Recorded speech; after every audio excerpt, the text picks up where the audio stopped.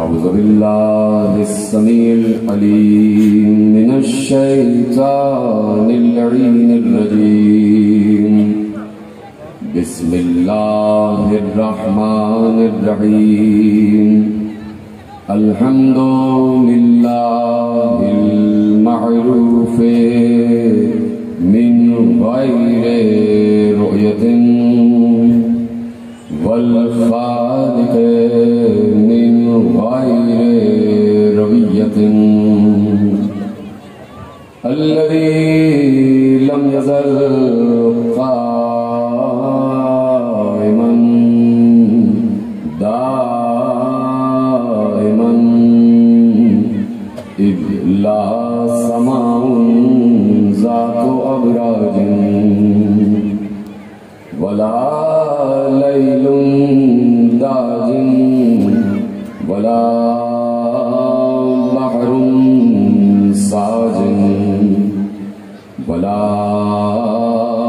أرض ذات مهاد ولا خلق ذو اعتماد والصلاة والسلام والتحية والإكرام على نبي الرحمة وخازن المغفرة وقائد الخير والبركة ومنقذ العباد من الهلكة سيدنا ومولانا أبي القاسم محمد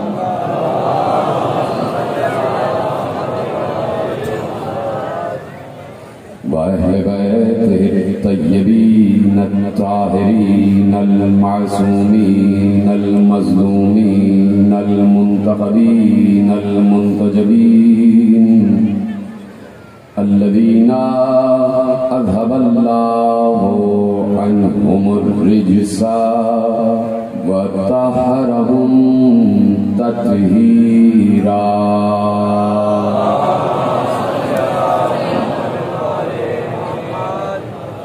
أما بعد فقد قال الله سبحانه وتعالى في محكم كتابه المجيد وفرقانه الحميد وقوله الحق بسم الله الرحمن الرحيم الذين ينفقون في السراء والضراء والكاظمين الغيظ والعافين عن الناس والله يحب المحسنين.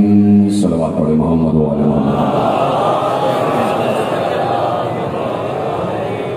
1443 ہجری کی اشرف ماہ ازاں کی مرکزی امام بارگاہ دھوبی گھاٹ فیصل آباد میں آپ حضرات آج چھٹے فرض ازاں پر بیٹھے ہوئے ہیں اور موضوع گفتگو ہے عظمت و اوصاف امام موسی کاظم علیہ الصلاۃ والسلام.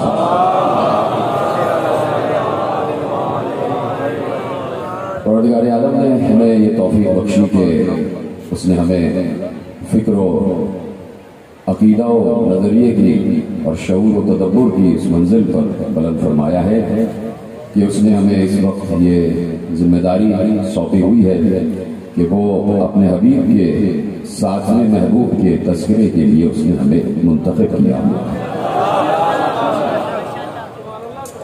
پروردگار عالم جو اس دنیا کا تنہا خالق اور مالک ہے، تو جیسا کہ میں مسلسل عرض کر رہا ہوں کہ اس نے اپنے کسی بھی نمائندے کو، کسی بھی حجت کو، کسی بھی ہادی کو جسے وہ انسانوں کی رہبری کے لیے اور انسانوں کی ہدایت کے لیے بھیجتا ہے تو وہ بڑے انتظام و انصرام کے ساتھ بھیجتا ہے اور ان کا آنا بھی ایک معجزہ ہوتا ہے. ان کا آنا بھی ایک معجزہ ہوتا ہے. یعنی ان کے آنے ہی سے، ان کے آنے کے، دنیا میں آنے کے قرینے ہی سے معلوم ہو جاتا ہے کہ یہ یہاں کے نہیں ہیں. یعنی اس طریقے سے اگر دیکھا جائے تو حضرت آمنہ سلام اللہ علیہا سے لے کر اور ہر ام معصومین تک، جب بھی آپ کسی معصوم کی والدہ ماجدہ اور والدہ طاہرہ اور والدہ طیبہ اور تقدیس مآب والدہ کے بیان کو آپ سنیں گے تو تقریباً نہیں بلکہ بالکل بات یہ ہے کہ ہر ام معصومین نے بشمول ام خاتم الانبیاء کی. میں صرف ایک بیان آپ کے حوالے کر دیتا ہوں، اس پر آپ سب کو منطبق کرتے چلے جائیے کہ جس وقت جناب ختمی مرتبہ احمد مصطفیٰ محمد مصطفیٰ صلی اللہ علیہ وآلہ وسلم اس دنیا میں تشریف لائے اور حضرت آمنہ سلام اللہ علیہا کو اللہ نے ان کا ظرف نور قرار دیا، تو اب جناب آمنہ کا بیان خود پیغمبر کے نور ہونے کی طرف اشارہ کرتا ہے. ارشاد فرماتی ہیں کہ جس وقت آثار ولادت ظاہر ہوئے تو جب کوئی معصوم کی ماں یہ کہتے ہیں کہ جس وقت آثار ولادت ظاہر ہوئے تو ویسے آثار ولادت نہیں ہوتے جیسے ایک عام ماں کے ہوتے ہیں. سلامت رہے، سلامت رہے. دیکھیے میں ادباً بڑے ادب کے ساتھ کیونکہ امہات المعصومین کا تذکرہ ہے اس لیے بڑے ادب کے ساتھ گفتگو کروں گا اور آپ کو سمجھنا ہے اشارہ، اس لیے کہ جب رسول کی ماں عام ماں کی طرح نہیں ہو سکتی تو رسول کسی عام اللہ کی طرح کیسے ہو سکتا. تو اب جناب آمنہ سلام اللہ علیہ ارشاد فرماتی ہیں جو میں نے ابھی ایک جملہ عرض کیا کہ ان کا آنا عام بچوں کی طرح آنا نہیں ہے. فرماتی ہے کہ جب آثار ولادت ظاہر ہوئے تو یہ آثار ولادت ظاہر ہونا کیسا ہے. ابھی میں نے کہا کہ عام بچوں کا آنا اور ان کا آنا بالکل الگ ہے. تو جس وقت میں کیا عرض کروں گا، ظاہر سی بات ہے جب اتنا علم نہ ہو تو مثال بھی چھوٹی سی دی جاتی ہے. آپ مجھ سے زیادہ علم رکھتے ہیں، آپ کے پاس بڑی مثال ہوگی. میں سامنے کی مثال دے دوں، سب دیکھ رہے ہیں کہ یہاں پر کتنے ہی بلب روشن ہیں. تو یہ بلب روشن ہے، جب بٹن بند کر دیتے ہیں آپ تو بلب بند ہو جاتا ہے، روشنی دینا بند کر دیتا ہے. اور جس وقت اس میں کرنٹ دوڑتا ہے تو روشنی باہر آ جاتی ہے، روشنی باہر آ جاتی ہے. اب اس روشنی کے باہر آنے کا طریقہ بالکل الگ ہے، اس لیے کہ یہ نور باہر آ رہا تھا. تو آثار ولادت نور کو ساطع نور کہا جاتا ہے. نور کا ساطع ہونا، اللہ اکبر، نور کا ساطع ہونا. مثلا میں آپ سے ایک سوال پوچھوں کہ میں نے دوسری تقریر میں عرض کیا تھا کہ پیغمبر نے اصحاب کو مخاطب کر کے کہا کہ اللہ نے جو سب سے پہلے جس چیز کو خلق کیا ہے وہ تمہارے نبی کا نور ہے. آپ سنیے گا، اس میں جملہ کیا تھا کہ علامہ جلال الدین سیوطی نے جملہ محفوظ کیا تھا کہ اللہ نے تمہارے نبی کے نور کو اپنے نور سے خلق کیا. تو رسول کا نور اللہ کے نور سے ساطع ہوا ہے. اب جیسے وہاں سے باہر آیا ہے تو یہاں ساطع نور کہا جاتا ہے. یہاں معصومین کا آنا ویسے ہی ہے جیسے پہلو آدم میں حضرت حوا کا آنا. دیکھیے حضرت حوا کو پوری تقریر میں کر چکا، وہ آپ دیکھ لیجئے گا کہ حضرت حوا ان کا کوئی پتلا نہیں بنا. کہیں نہیں ملتا کہ ان کا بھی پتلا بنایا گیا اور اس میں روح کی گئی ہو. جب حضرت آدم نے تنہائی محسوس کی اور ایک بار غنودگی کے عالم میں چلے گئے، سو گئے، تو اس سونے ہی کے عالم میں پروردگار عالم نے جناب آدم کے دائیں پہلو میں حضرت حوا کو رکھ دیا. حضرت حوا کو رکھ دیا اور جب جناب آدم نیند سے جاگے تو اب پہلو میں جناب حوا کو دیکھ کر خوش ہو گئے کہ کوئی میرا مونس آ گیا، کوئی میرا ہمدم آ گیا، کوئی مجھ جیسا ہی آ گیا. اب وہ جناب حوا سے کہہ سکتے تھے کہ تم مجھ جیسی اور میں تم جیسا. توجہ فرما رہے. تو اب جناب آمنہ سلام اللہ علیہ ارشاد فرماتی ہیں کہ جیسے ہی آثار ولادت ظاہر ہوئے میرا پورا حجرہ بقعے نور بن گیا. اتنا نور تھا، اتنا نور تھا، اتنا نور تھا. بھائی مصرع تو پڑھتے ہو کہ نور والا آیا ہے، نور لے کر آیا ہے. تو جناب آمنہ نے بتایا کہ نور والا جب آتا ہے تو کس طرح نور لے کر آتا ہے. ایک بار کہا کہ جب مصطفیٰ کو اس دنیا میں آنا تھا تو میرا پورا حجرہ بقعے نور بن گیا. اتنا نور تھا، اتنا نور تھا کہ کچھ دکھائی نہیں دے رہا تھا. جیسے ہی نور چھٹا میں نے دیکھا مصطفیٰ سجدہ رب میں گرے ہوئے.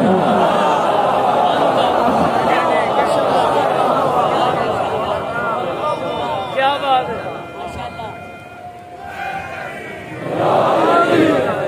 توجہ فرمائی نا آپ نے.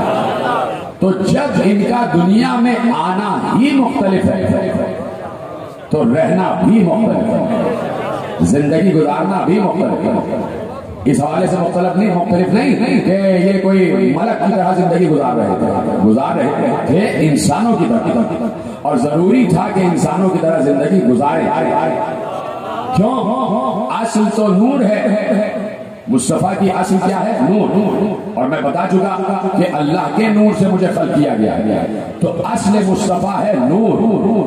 اصل اگر اپنی اصل میں آ جاتے یعنی نوری شکل میں آ جاتے تو کیا مسئلہ ہو جاتا ہے؟ سوال قائم کیا کہ اگر اپنی اصل حیت نور میں آ جاتے جو ان کی اصل حیت ہے، جو ان کی اصل ذات ہے کہ نور ہے ان کی ذات، تو اگر اس اصلی حیت نور میں آ جاتے تو مسئلہ کیا ہوتا؟ انسانوں کے لیے کیا مسئلہ ہوتا؟ جواب دو اگر آپ کی اجازت ہو. اتنے ذہین لوگ بیٹھے ہیں کہ میرا اشارہ ہی سمجھ جائیں گے. دیکھیے قرآن میں آیت ہے کہ اللہ نور السماوات والارض. اللہ آسمان اور زمین کا نور ہے. سورہ نور نے کہہ دیا اللہ آسمان اور زمین کا نور ہے، یعنی اللہ نور ہے. اللہ نور ہے نا؟ بولیے صاحب ہاں یا نہیں؟ دوسرا سوال کرنے جا رہا ہوں، یہاں سے وہاں تک آگے پیچھے سب سوال سب سے یہ ہے کہ کیا اللہ اس وقت یہاں موجود ہے؟ آواز نہیں آ رہی. سب کے ساتھ موجود ہے. میری آواز بھی سن رہا ہے، آپ سب کے ساتھ ہے نا؟ تیسری بار کہہ دیجئے ہے. تو ہمیں نظر کیوں نہیں آ رہا؟ ہمیں نظر کیوں نہیں آ رہا؟ اس لیے نظر نہیں آ رہا کہ نور ہے. اس لیے نظر نہیں آ رہا کہ اپنی اصلی حیت نور میں ہے. اپنی اصلی حیت نور میں ہے، اس لیے نظر نہیں آ رہا. جب اصلی حیت نور میں ہوگا تو تقاضائے اصل حیت نور یہ ہے کہ وہ نظر نہ آئے. جب تک کسی چیز میں ڈھل نہ جائے، کسی چیز میں اپنے آپ کو حلول نہ کر لے. اللہ حلول نہیں کرتا، اللہ کسی چیز میں ڈھلتا نہیں ہے، اللہ کہیں پر داخل نہیں ہوتا. یہ اس کا اسٹیٹس نہیں ہے کہ وہ خالق ہوتے ہوئے کسی مخلوق کے جثے میں داخل ہو جائے. لیکن اگر ہم اللہ کو دیکھنا چاہیں گے تو ہم ہاتھ جوڑ کر کہیں گے پروردگار ظاہر ہو جا. اللہ کہے گا میں کہیں ظاہر نہیں ہو سکتا، میں اپنی اصلی حیت نور میں ہوں. تو پروردگار یہ مصطفیٰ مرتضیٰ بھی تو نور ہیں. کہا اس لیے ان کو لباس بشر پہنایا کہ لباس بشر پہنانا ان کی مجبوری نہیں، تمہاری تھی. اگر اصلی حیت میں آ جاتے تو جیسے میں دکھائی نہیں دے رہا ویسے یہ نہیں دکھائی دے رہا.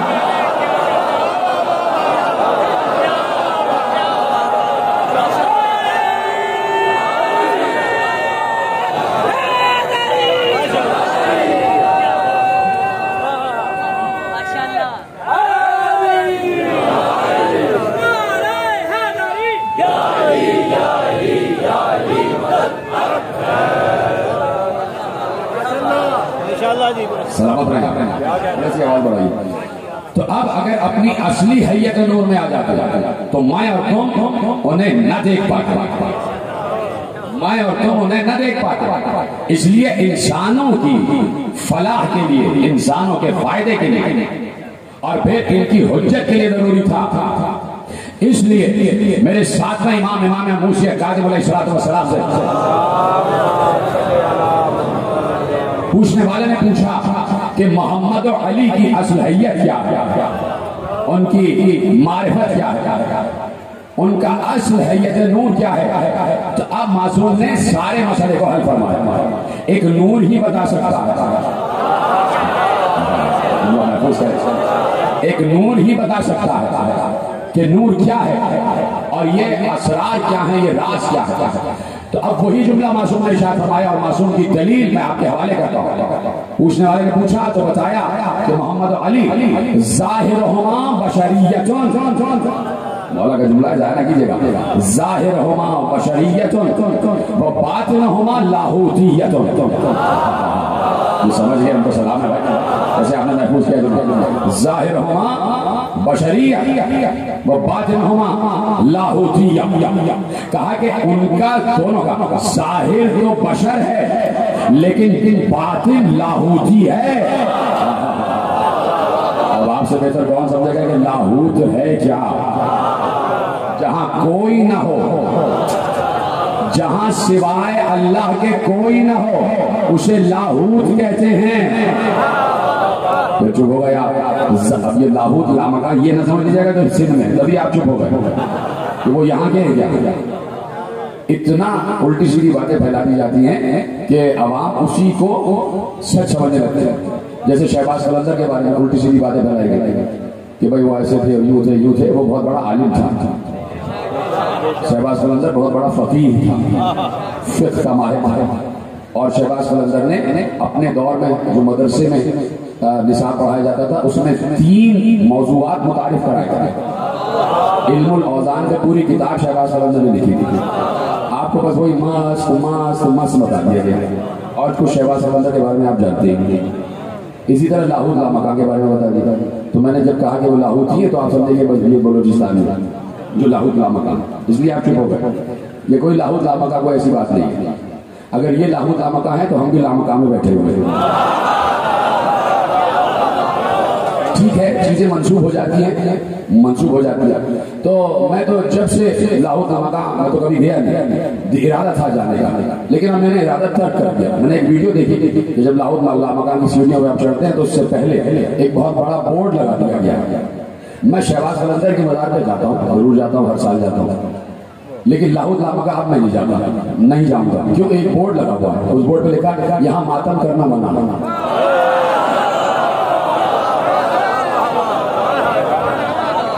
تو ماتم تو آیا ہی لاہوت سے۔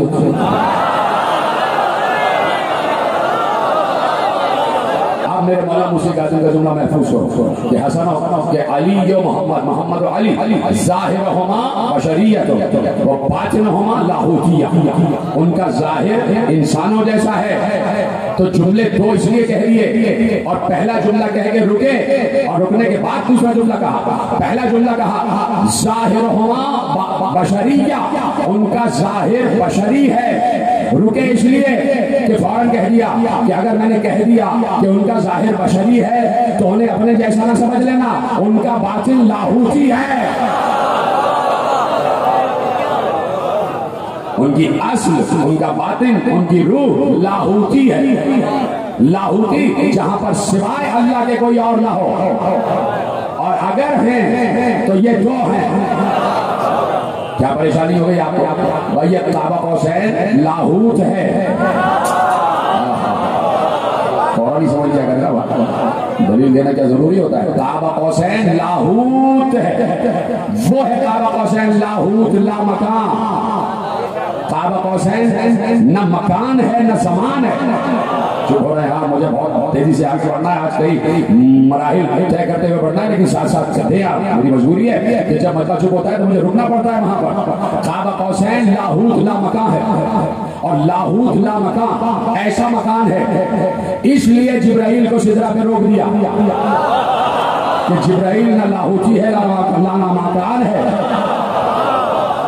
جبرائیل کو سدرۃ المنتہا پہ روک دیا، اور اس کے بعد کہا کہ سدرہ سے قاب قوسین تک جبرائیل کو دور، آدم سے لے کے عیسیٰ تک بھی کوئی نہیں آ سکتا، کوئی نہیں آ سکتا۔ یہاں پر وہ آ سکتا ہے، یہاں پر وہ آ سکتا ہے جو صفات میں اس جیسا ہو۔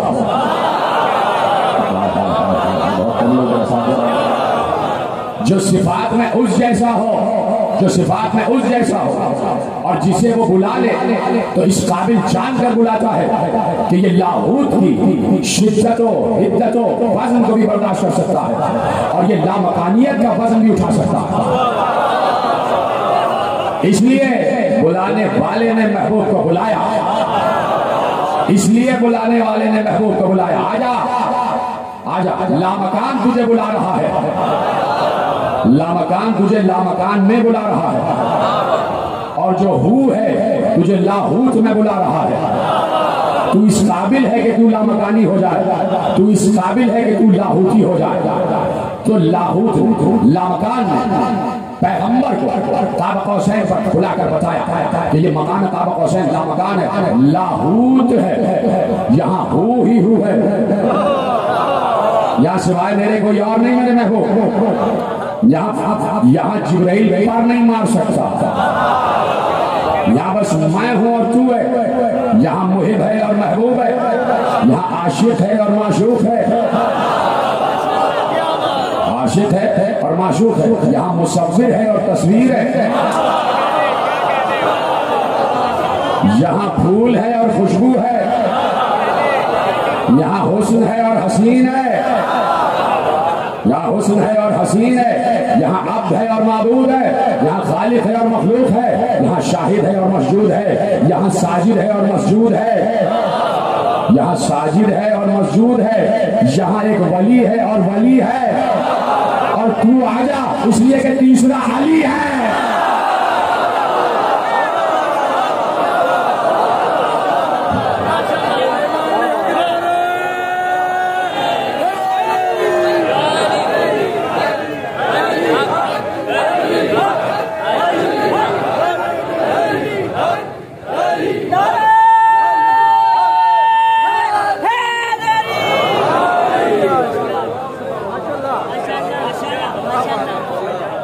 کہنے کی وجہ سے میرا یہ وقت صرف ہو گیا، مجھے فوراً اپنے مطلب پر آنا تھا کہ جو آپ لاہوت پر خاموش ہو گئے تھے، تو لاہوت لامکان کہاں ہے؟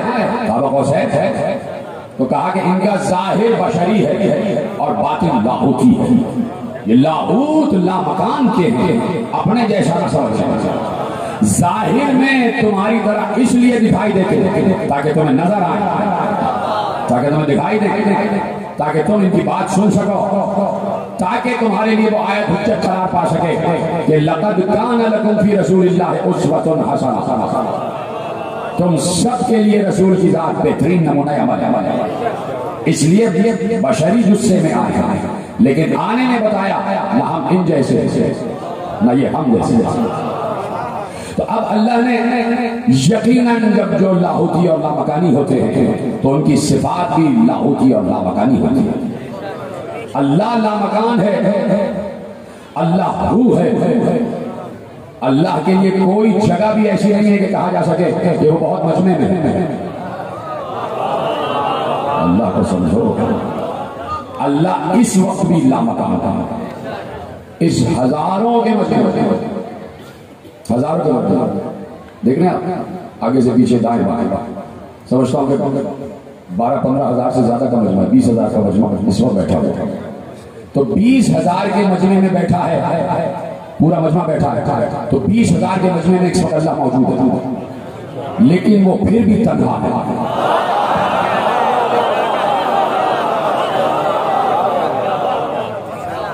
اللہ کو سمجھنا اتنا آسان کام نہیں ہے، وہ پھر بھی ہو کے عالم میں ہے، ہو کے عالم میں ہے، اس لیے کہ اس کے لیے کوئی تغیر نہیں ہے کہ وہ تنہائی سے نکل کے بزم میں آگے تو تغیر ہو گیا۔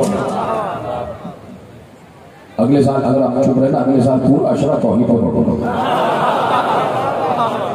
پورا اشرا سمجھے اللہ کو کیا کرتا۔ میں آپ کو اپنی بات بتاؤں، میرے احباب بھی جانتے ہیں کہ میں اکثر تنہا جب ہوتا ہوں لائبریری میں تو پڑھ رہا ہوتا ہوں، جب بھی بات توحید کیا جاتی ہے تو میرا تقریباً گھنٹوں جو ہے اسی میں لگ جاتے ہیں کتاب رکھ کے کہ اللہ کیا ہے، اللہ کیا ہے۔ تو کسی نے مجھ سے سوال کیا تھا کہ قبلہ بات یہ ہے کہ لوگ صحیح تو کہتے ہیں کہ وہ علی کے پیکر میں آ گیا اور یہ ہو، میں نے کہا دیکھیے بات یہ ہے کہ وہ ظاہر ہے کہ ڈھال سکتا ہے، ہر کام کر سکتا ہے، اللہ کل شیء قدیر ہے. دیکھیے یہ شامیانے کی چھت ہے اور یہ زمین ہے، اس کے درمیان ایک خلا ہے، خالی ہے. یہ خالی آپ کو دکھائی نہیں دے رہا، خالی ہے تو چاہیے اگر خالی، حالانکہ یہ بھی ایک مخلوق ہے.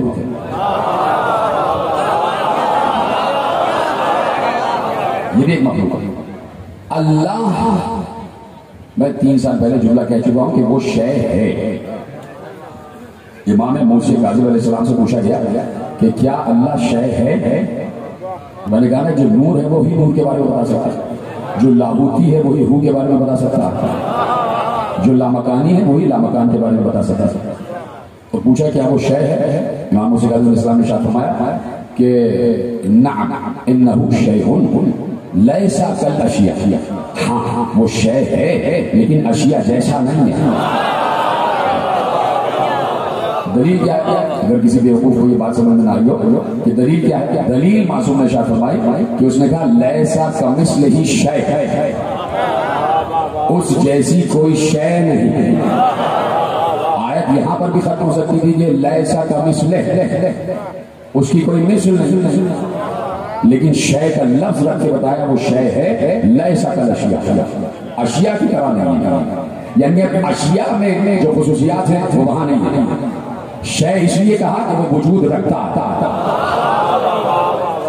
اچھا آپ کہہ رہے ہیں کہ اگلے سال نہ پڑھیے گا یہ والا اشرا، یہ موضوع.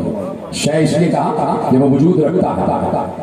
میں نے جواب دیا کہ بات یہ ہے کہ یہ تمام نظریات و عقائد اپنی طرف سے گڑھ لینے کے لیے نہیں ہے کہ وہ آ جاتا تو ان کے پیکر میں اور یہ سب وہ بات تو لوگ ٹھیک کہتے ہیں. میں نے کہا کہ بھائی اللہ ایسا ہی ہے، اس کی صفت یہ ہے کہ وہ نظر نہ، وہ کچھ ایسی نوع ہے جو دکھائی ہی نہیں دیتی.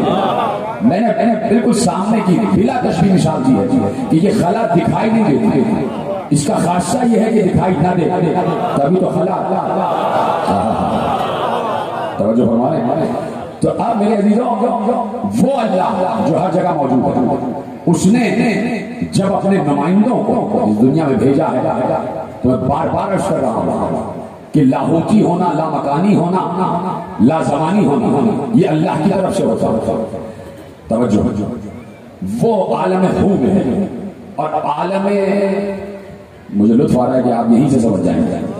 عالم ہو یعنی لاہوتیت، جو اس لاہوتیت میں، جو اس لاہوتی ماحول میں ہوگا، جو عالم ہو میں ہوگا. چلیے میں آپ کو مثال سے سمجھاتا ہوں. ایک دیوار بیچ میں ہے، سمجھے، مجمع کے اس طرح بیچ میں دیوار، تشبیہ سمجھ لیجیے. ایسے ایک دیوار آ، میں یہاں بیٹھا ہوں اور دیوار کے اس پار آپ بیٹھے. اس پار والوں کو نہیں خبر کہ یہاں کیا ہو رہا ہے، اور یہاں والوں کو نہیں خبر کہ وہاں کیا ہو رہا ہے. اب آگے بڑھتی ہے بات. دیوار کے اس طرف حال ہے اور اس طرف مستقبل ہے. جی طرح آ جائیں میرے ساتھ. ایک موٹی سی دیوار ہے، اس کے اس طرف بھی لوگ ہیں، اس طرف بھی لوگ ہیں. وہاں والوں کو یہاں کی خبر نہیں، یہاں والوں کو وہاں کی خبر. آگے دوسری مثال دی کہ سمجھ لیجیے کہ زمانے میں اس طرف یہاں حال چل رہا ہے، دور حال، اور وہاں پر مستقبل ہے. تو مستقبل والے حال کو نہیں دیکھ پا رہے، حال والے مستقبل کو نہیں دیکھ پا رہے.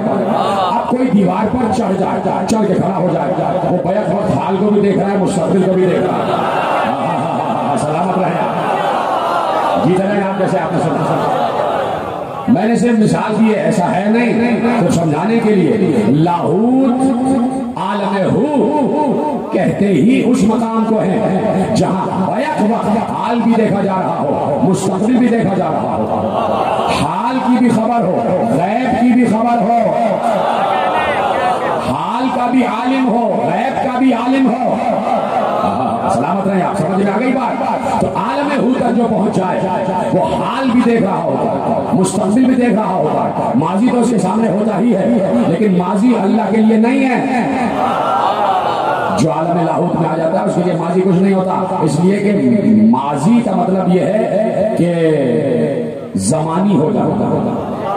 زمانے کی قید میں مقید ہو جاتا ہے. تو جو لاہوتی ہے وہ حال بھی دیکھتا ہے، مستقبل بھی دیکھتا ہے، وہ علم حال بھی رکھتا ہے، علم غیب بھی رکھتا ہے.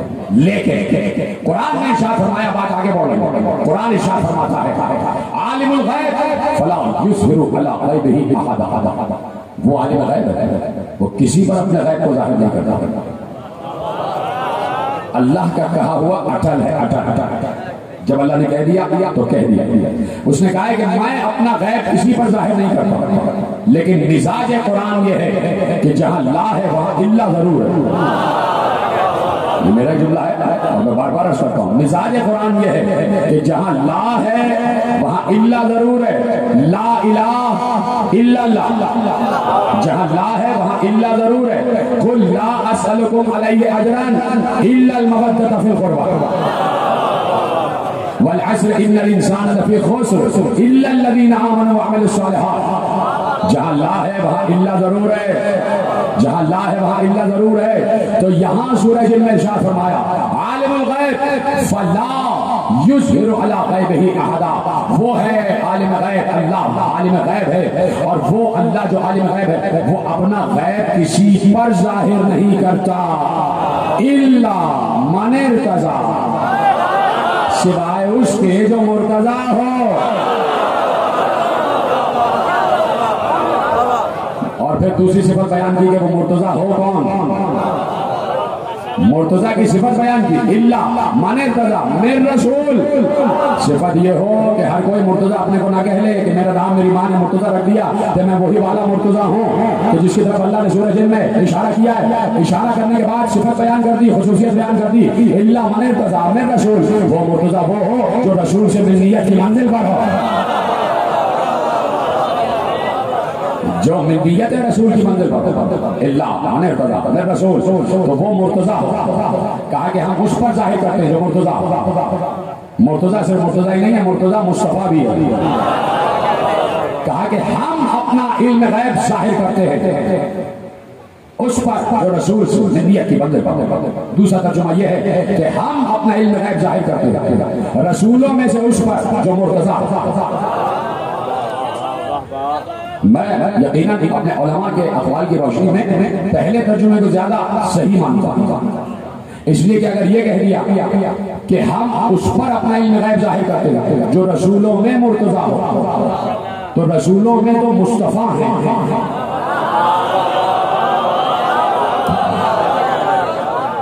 رسولوں میں مرتضی کوئی نہیں، مصطفیٰ. آپ کہیں گے ہاں مرتضی کا لفظ تو معنی کے معنوں میں استعمال ہو رہا ہے، منتخب کے معنوں میں استعمال ہو رہا ہے. تو جب منتخب ہی کے معنوں میں استعمال ہو رہا ہے تو لفظ مصطفیٰ کیوں نہیں استعمال ہو رہا؟ پتہ نہیں کہاں بیٹھے ہوئے.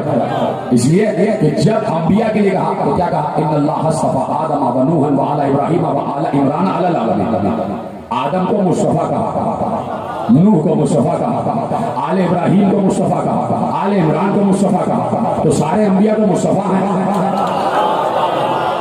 تو اگر کہہ دیا کہ رسولوں میں مرتضی تو پھر غدیر کا کیا کریں گے؟ نعوذ باللہ، کیا آپ مرتضی کو رسول مانیں گے؟ بھائی مصطفیٰ پر تو نبوت ختم ہو گئی. توجہ فرما رہے ہیں آپ؟ بات آگے بڑھائی جائے. اب ارشاد فرمایا اور بڑی صراحت کے ساتھ ارشاد فرمایا کہ ان سے کہہ دیا کہ میرے پاس اللہ کے خزانے نہیں ہیں، میرے پاس اللہ کے خزانے نہیں ہیں. ولا علم الغیب ہے، اور نہ میں عالم غیب ہے. اے نبی ان سے کہہ دیجئے کہ میرے پاس غیب کے میں نے تم سے یہ نہیں کہا. قل لا اقول لكم عندي خزائن اللہ، ان سے کہہ دیجئے کہ میں نے تم سے یہ نہیں کہا کہ میرے پاس غیب کے خزانے ہیں. ولا علم الغیب ہے، اور نہ میں نے یہ کہا ہے کہ میں عالم غیب ہے. ولا اقول لكم انی ملک، نہ میں نے یہ کہا ہے تم سے کہ میں ملک ہوں، فرشتہ ہوں. کہا کہ میں تو صرف اس کا اتباع کرتا ہوں جو وحی آ رہا ہے. ان اتبع، میں تو اتباع اس کا کرتا ہوں الا ما یوحی الی، جو مجھ پر وحی آ رہا ہے. یعنی میرے پاس جو کچھ بھی ہے وہ وحی کے تحت ہے. لوگوں نے یہاں سے ایک فکر عکس کر لی کہ دیکھیے پیغمبر تو کہہ رہے ہیں کہ میں عالم غیب نہیں ہوں، اور آپ لوگ کہتے رہتے ہیں کہ عالم غیب عالم غیب عالم غیب، آپ شروع کرتے رہتے ہیں. اور اس قرآنی آیت کے عقیدے کے خلاف بات کرتے ہیں. تو آپ اس آیت پر غور کرو. اللہ اپنے رسول سے یہ کہلوا رہا ہے کہ آپ یہ کہہ دیجئے کہ میں نے یہ نہیں کہا کہ میرے پاس خزائن خدا ہیں، میں نے یہ نہیں کہا کہ میں عالم غیب ہوں، میں نے یہ نہیں کہا کہ میں فرشتہ ہوں، میرے پاس جو کچھ بھی ہے وہ وحی ہے. تو پیغمبر بتا رہے ہیں کہ اگر میرے پاس علم غیب نہیں ہے، نہ ملک نہیں ہو، خزائن اللہ نہیں ہو، تو میں درخت سے یہ کیسے کہہ رہا ہوں کہ اڑتا ہوا آ جا؟ میں چاند کو 2 ٹکڑے کیسے کر رہا ہوں؟ میں سورج کو واپس کیسے پلٹا رہا ہوں؟ تو یہ کہنے کا مطلب یہ ہے کہ جو کچھ بھی ہے، خدا کے لیے جملہ سمجھیے گا، پیغمبر یہ بتانا چاہ رہے ہیں کہ جو کچھ بھی میرے پاس علم غیب ہے، علم ہے، ظاہر ہے، باطن ہے، اخلاق ہے، سیرت ہے، کردار ہے، معجزات ہیں، اختیار ہے، اقتدار ہے، تصرف ہے، جو کچھ بھی ہے وہ میرا ذاتی نہیں ہے، اس کا عطا کیا ہوا ہے. سلامت رہیں آپ جیسے سنا کرتے ہیں. تو آپ علم غیب، اور یہیں سے بات آگے بڑھ رہی ہے. لیکن بات آگے بڑھے اس سے پہلے سے 5 منٹ آپ کے لینا چاہتا ہوں کہ تھوڑی سی بات آپ سے انٹرسٹ والے بھی کر لیں. اور کچھ لوگوں نے بار بار میرے احباب بتاتے ہیں کہ انڈیا تک دیکھا جا رہا ہے، اور انگلینڈ، امریکہ، کینیڈا، سویڈن، نیوزی سوئٹزرلینڈ، کہاں نیدرلینڈ، سب جگہ، اور ادھر مشرق وسطیٰ تک مسلسل بھی آپ کی مجالس دیکھی جا رہی ہے. یہ والی 2-3 لوگ کمنٹ کر دیتے ہیں کہ بھئی یہ چندہ بیچ میں ڈسٹرب کرتا ہے اور اس کو ختم ہونا چاہیے، لائیو جاری ہے. تو محمد و آل محمد،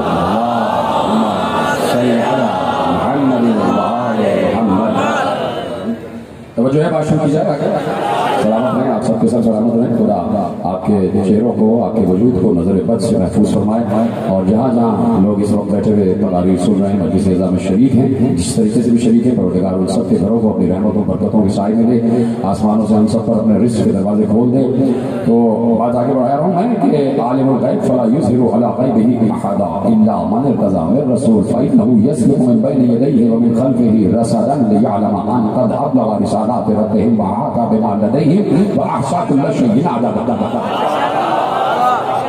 کہا کہ ہم اس پر اپنا غیب ظاہر کرتے ہیں کہ جسے ہم چن لیتے ہیں، جسے ہم مرتضی قرار دیتے ہیں. اور وہ مرتضی وہ ہو کہ جو رسول سے ملنیت کی منزل پر ہو، رسول سے ملنیت کی منزل پر ہو، رسول سے ملنیت کی منزل پر ہو. رسول سے ملنیت کی منزل کا مطلب یہ ہے کہ ایک بار پیغمبر نے جو آیتیں ارشاد فرمائی، سورہ فاطر کی آیتیں مسلسل پڑھ رہا ہوں کہ اللہ نے رسول سے ملنیت کی منزل کا اظہار کیا اور کہا کہ ثم اورثنا الکتاب الذین اصطفینا من عبادنا، ہم نے اپنی کتاب کا ہمارے وارث ایک مصطفیٰ نہیں، اس مصطفیٰ جیسے کئی مصطفیٰوں کو بنایا.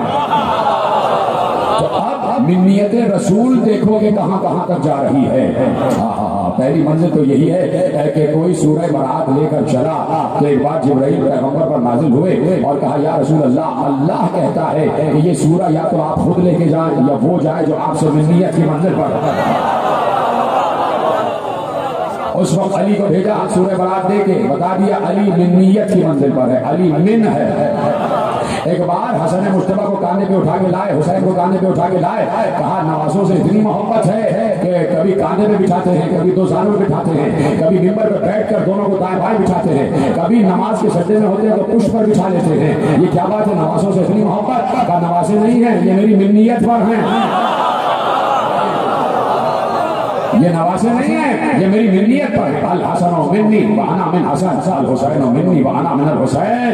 کہ یہ نوازے نہیں، یہ میری منیت پر ہے، منیت پر ہے. تو رسول نے یہی بتایا. اگر صرف علی کو کہہ دیتے کہ یہ میری منیت پر ہے، اگر صرف علی کو کہہ دیتے کہ یہ میری منیت پر ہے، تو رسول اور علی ایک دور میں بھی ہیں. اور پھر یہ بات ہو جاتی کہ جب رسول چلے گئے تو منیت علی کے پاس ہے، اور جب علی چلے گئے تو کس کے پاس؟ اس لیے حسن اور حسین کا بتانا ضروری تھا کہ میری منیت رکے گی نہیں. میری منیت رکے گی نہیں، اس لیے کہ کتاب کی وراثت نہیں رکے گی. میرا ساتھ دے، اس لیے کہ نہ مائک میرا ساتھ دے رہا ہے اور نہ میرا گلا میرا ساتھ دے رہا ہے. میں آہستہ آہستہ آہستہ جملہ آپ کے حوالے کر رہا ہوں، لیکن یاد رکھیے کہ جملہ آپ کو ویسے سننا ہے جیسے آپ اصول کرتے ہیں. کہا میری ملیت نہیں رکے گی. کیوں؟ اس لیے کہ قرآن نے کہا کہ وراثت قرآن نہیں رکے گی. تو آپ جملہ سے اتنا سا ہے کہ بھائی یہ بات تو سمجھو کہ سورہ فاتر کی آیت پڑھی کہ ثم اورثنا الکتاب الذین اصطفینا من عبادنا، ہم نے اپنی کتاب یعنی قرآن کا وارث اپنے مصطفیٰ بندوں کو بنایا ہے. تو اب اگر بچے سے بھی پوچھا جائے، کسی مسلمان بچے سے بھی پوچھا جائے کہ قرآن آج زندہ ہے یا نہیں ہے، قرآن آج زندہ ہے یا نہیں ہے، تو بچہ بھی کہے گا قرآن زندہ ہے. تو آپ مانو نا، جب قرآن زندہ تو وارث قرآن بھی زندہ ہے.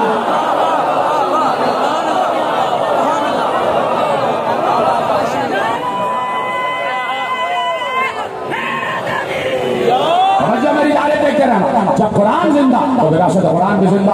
تو اب وارث قرآن پیغمبر اپنے دور میں وارث، بعد پیغمبر علی وارث، بعد علی حسن وارث، بعد حسن حسین وارث، بعد حسین علی وارث، بعد علی محمد وارث، بعد محمد جعفر وارث، بعد جعفر موسیٰ وارث.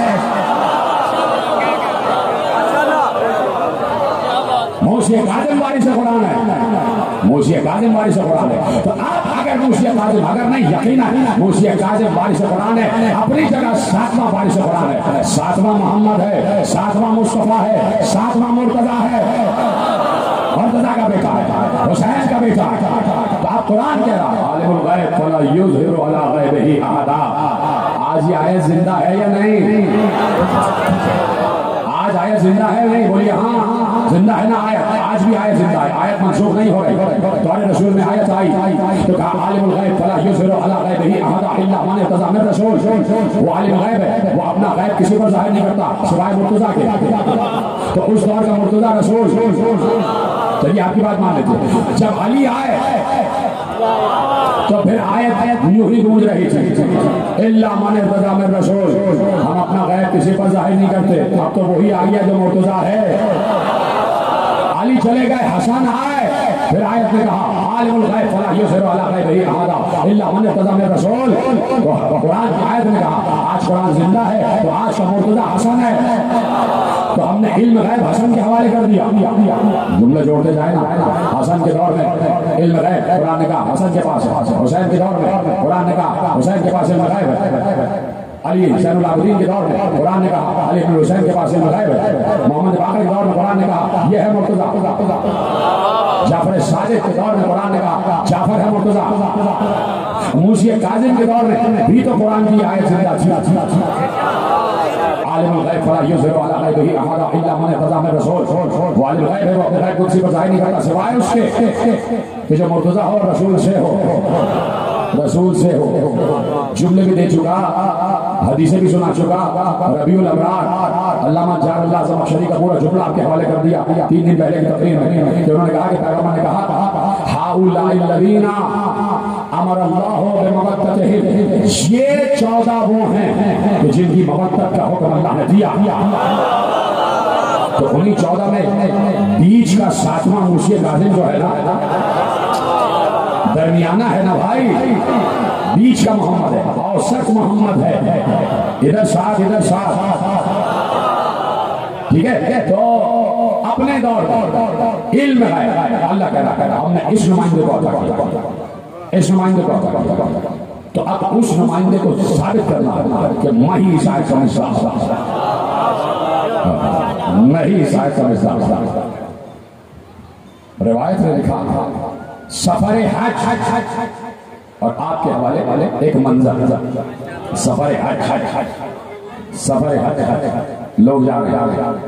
ایسے میں ایک شخص جو بلخ کا رہنے والا نام ہے اس کا شقیق. شین قاف یہ قاف شقیق بلخی، وہ بھی ساتھ ساتھ.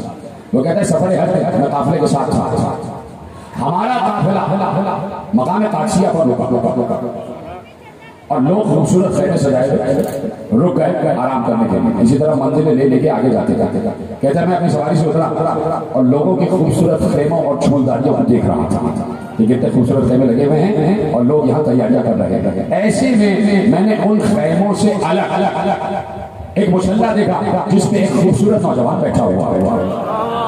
اس کا حسین جسم ہے لاغر ہے، پیشانی کشادہ ہے، زلفیں اس کی بل کھائی ہوئی ہیں، اس کے ماتھے پر جو سجدے کا نشان ہے وہ ستارے کی طرح چمک رہا ہے، اس کے روشن اور ساتھ اس نے اپنے لباس پر ایک معمولی اون کی چادر اوڑھی ہوئی ہے، اس کے سر پر شملے دار امامہ ہے،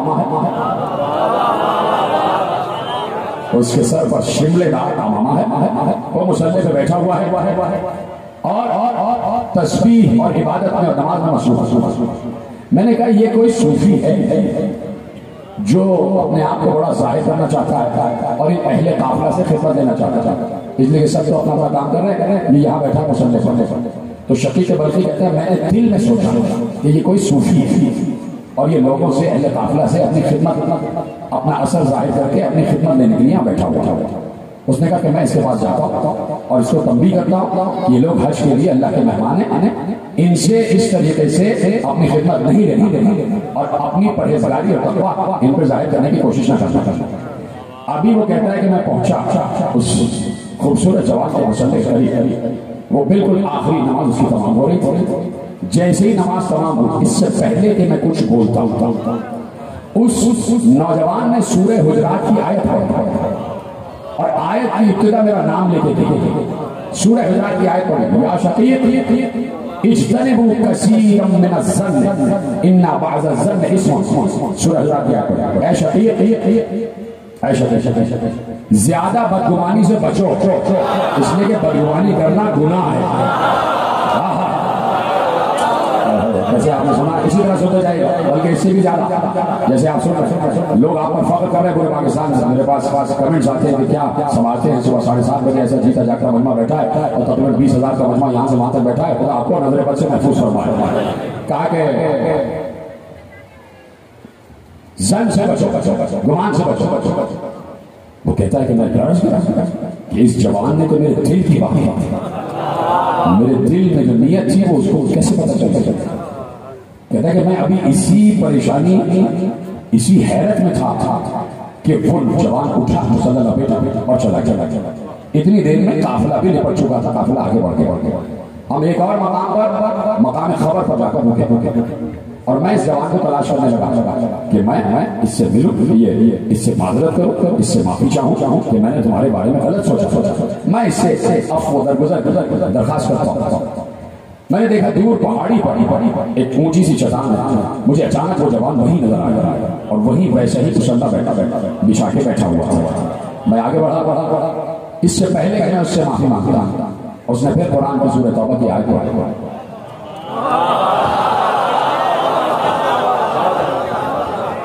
اچھا آیت کو خدا اتار رہا ہے، اللہ نے کیا کہا؟ اجتنبوا کثیرا من الظن ان بعض الظن اسم۔ بہت زیادہ شک سے بچو، اس لیے کہ بہت زیادہ شک گناہ ہوتا۔ بات یہاں تک تو سمجھ میں آ گیا کہ بھائی قرآن کی آیت پڑھی، اب جو ذہین ہوگا وہ سمجھے گا، میں تفسیر عرض نہیں کروں گا۔ آیت پڑھی، اس نے کہا کہ میں آگے بڑھا کر ان سے معافی مانگوں۔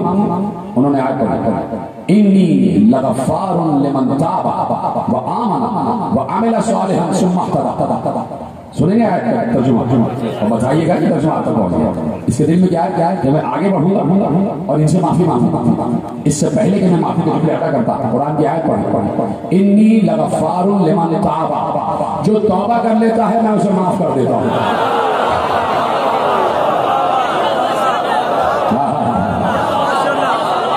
یہ آپ سلامت رہے، مولا آپ کی سماعتوں کو نظر بد سے محفوظ فرمائے۔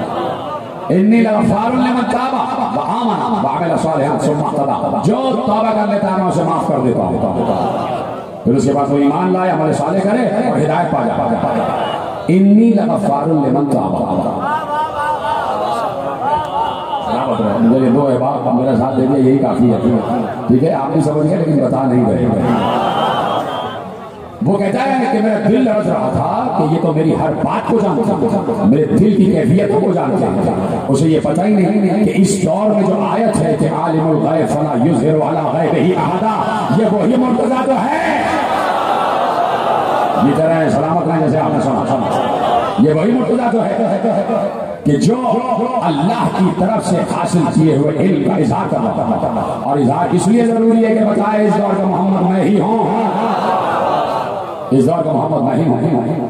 وہ کہتا ہے کہ میں پھر بے حیرت تھا اور نہ معلوم کیا ہوا کہ میں وہیں کھڑا تھا، میری نظر ذرا سا ادھر ہوئی، اب جو پلٹ کر دیکھا وہ جوان تھا، مجھے نظر نہیں آیا، قافلہ آگے بڑھ گیا، پھر ہم منزل زوالہ پر، اور اب میں نے شدت سے اس جوان کی تلاش کی کہ وہ نوجوان مجھے نظر آئے تو میں اس سے باتیں کرنا چاہتا ہوں، میں اس سے پوچھنا چاہتا ہوں۔ پھر اچانک میں نے دیکھا کہ دور ایک کنواں ہے، اس کنویں کے دہانے پر وہ جوان کھڑا ہوا، اس کے ہاتھ میں ایک ڈول، اس نے پانی نکالنے کے لیے ڈول کنویں میں ڈالا، کنویں میں جیسے ہی ڈول ڈالا اس کے ہاتھ سے ڈول گر گئے، کنویں میں ڈول گر گئے۔ اللہ اکبر! امام کا ہر کام حکمت کے تحت ہوتا ہے، یقین اس منزل پر رکھنا اپنا، امام کا ہر کام حکمت کے تحت ہوتا ہے، اس لیے کہ امام مفترض الطاعت تھا۔ پچھلے سال میں نے اشرا پڑھا تھا آل ابراہیم کا ملک عظیم پر، اس میں میں نے بتایا تھا کہ آل ابراہیم کا ملک عظیم ہے مفترض الطاعت ہونا تھا، کائنات کی ہر شے پر ان کی اطاعت واجب ہے، تو یہ ڈول بھی تو ان کا مطیع ہے، پھر گرا کیسے؟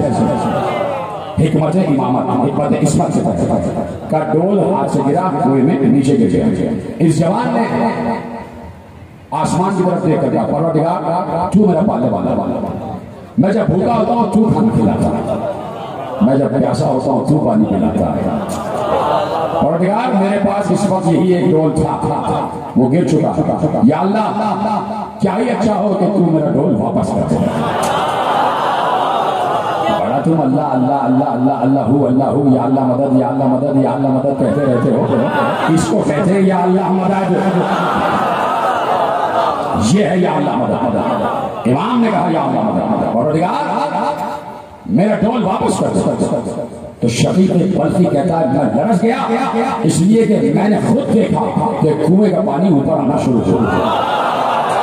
ایسے سنیں گے تو ختم کر دوں بھائی، کنویں کا پانی اوپر آنا شروع ہوا اور بالکل کنویں کے دہانے کی سطح پر پانی آیا اور سامنے ڈول رکھا ہوا تھا، پانی کی سطح ڈول تھا، اس جوان نے ڈول بھرا اور ڈول بھر کے ایک جانب چلا گیا، اس نے پانی پیا، میں پیچھے دیکھ رہا تھا کہ کیا ہو رہا ہوگا، اور میں میرے دل میں اس کی محبت بڑھتی جا رہی تھی، میں متاثر ہوتا جا رہا تھا، میں جذب کش کی منزل پر آ رہا تھا۔ پھر میں نے دیکھا تھوڑی اونچی ایک چٹان پر وہ چڑھ گیا، اس نے پانی پیا، پانی پینے کے بعد اس نے مٹھی میں مٹی اٹھائی اور وہ مٹھی کی مٹی اس نے ڈول میں پانی میں ڈالی، پھر اٹھائی پھر ڈالی، پھر اٹھائی پھر ڈالی، اس پانی کو اس نے مٹی سے گھولا، میں دیکھ رہا تھا کہ ڈول ہے اور اس میں وہ مٹی کو پانی سے گھول رہا ہے، گھول لیا، میری طرف دیکھنا، گھولا تو اس کے بعد اس نے اس پانی کو پینا شروع کیا،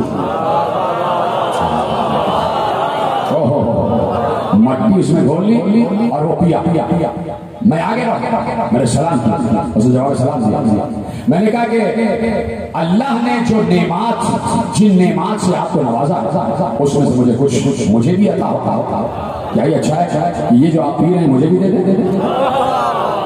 کہا کہ اے شریف اللہ کا ہماری طرف مسلسل نعمات کا نزول ہوتا،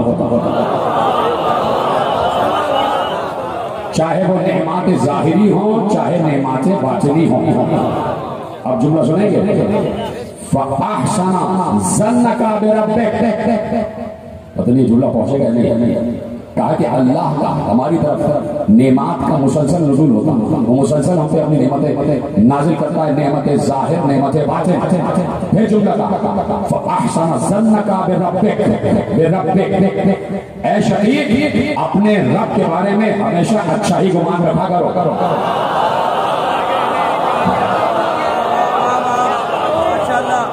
پتہ نہیں سب نے جملہ سمجھا یا نہیں سمجھا؟ فَأَحْسَنَ ظَنَّكَ بِرَبِّكَ، اپنے رب کے بارے میں ہمیشہ اچھا گمان رکھا کرو۔ اس کا اچھا گمان تو تھا تبھی تو حج پہ جا رہا تھا، پھر یہ کس رب کا تذکرہ ہو رہا ہے،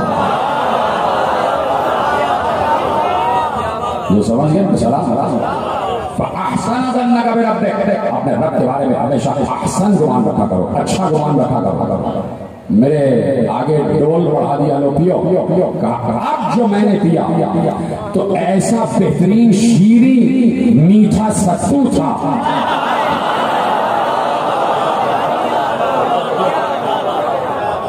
ایسا شیریں اور بہترین ستو تھا کا ایسا ستو میں نے زندگی میں کبھی نہیں پیا.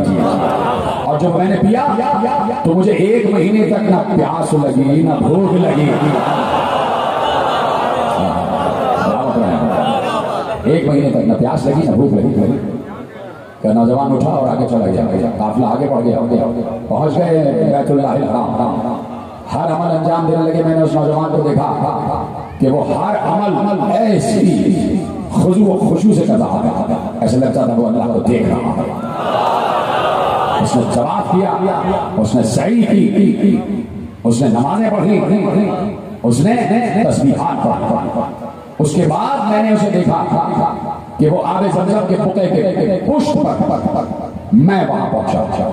میں نے پھر سلام کیا، جواب سلام ملا، لیکن ان کے ساتھ بہت سے لوگ تھے اور وہ بیت اللہ کے دروازے پر چلے گئے. جب باہر نکلے تو میں نے دیکھا ان کے تو بہت سے غلام ہیں، ان کے پاس بہت سے جانور بھی ہیں.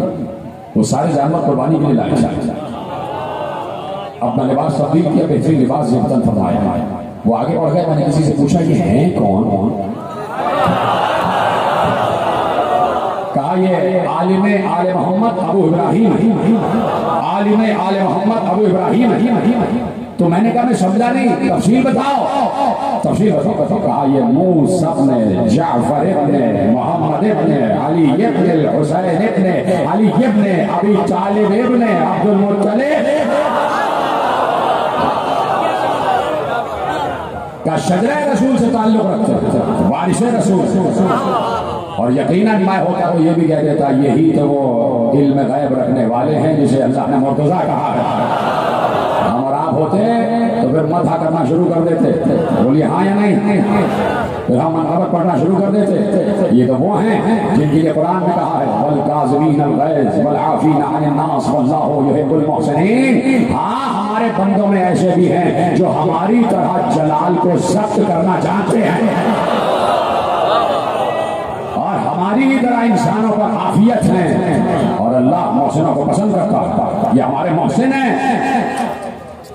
اللہ بڑا جملہ آپ نے ایسے خاموشی سے سنا، اللہ یحب المحسنین، اور اللہ محسنوں سے محبت کرتا ہے. تو یہی تو بتا رہا ہے کہ یہ کاظم وہ ہے جس سے ہم محبت کرتے ہیں. یہ کاظم وہ ہے جس سے ہم محبت کرتے ہیں. ختم ہو گئی بات. کیا کروں گا جلدی سے وقت گزر جاتا ہے کہ یہ کاظم بھی وہ ہے جس سے ہم محبت کرتے ہیں. توجہ فرما رہے نہیں فرما رہے؟ ایک حدیث قدسی میرے ذہن میں آ گئی، وقت ہے نا آپ کے پاس. یہ کاظم بھی وہ ہے جس سے ہم محبت کرتے ہیں. تو اب اللہ نے حدیث قدسی میں ارشاد فرمایا، حدیث قدسی بھی اللہ کی طرف سے نازل ہوتی ہے کہ پیغمبر ان سے کہہ دو، ان سے کہہ دو. حضرت ابو ہریرہ سے بھی روایت ہے اور حضرت ابو بشیر سے بھی روایت ہے کہ ائمہ نے ارشاد فرمایا، ائمہ نے ارشاد فرمایا. وہاں رسول سے یہ حدیث ملتی ہے جا کے کہ رسول نے کہا، اور اس کے بعد ہر امام نے کہا لا یزال عبد یتقرب الی بالنوافل حتی احبه فاکون انا سمعه الذی یسمع به وبصره الذی یبصر به ولسانه الذی ینطق به وقلبه الذی یحمل به. ختم ہو گئی بات. اللہ کہتا ہے کہ جب میرا بندہ تنہائی کی عبادتوں میں، تنہائی کی عبادتوں کی سرگوشیوں کے ذریعے میرے قریب آ جاتا ہے تو میں اس سے محبت کرتا ہوں. جب تنہائی کی عبادتوں کے نوافل کے ذریعے جب میرا بندہ میرے قریب آ جاتا ہے تو میں اس سے محبت کرتا ہوں. اللہ کیا کہہ رہا ہے کہ میں محسنوں سے محبت کرتا ہوں. جس سے اللہ محبت کرے اسے دیتا کیا ہے؟ تو اللہ کہہ رہا ہے یہ موسی کاظم بھی میرا محسن ہے تو اب میں اس سے بھی محبت کرتا ہوں. اور حدیث قدسی کیا کہہ رہی ہے؟ جب میں اپنے بندے سے محبت کرتا ہوں تو میں اس کی دیکھنے والی آنکھ بن جاتا ہوں، سننے والا کان بن جاتا ہوں.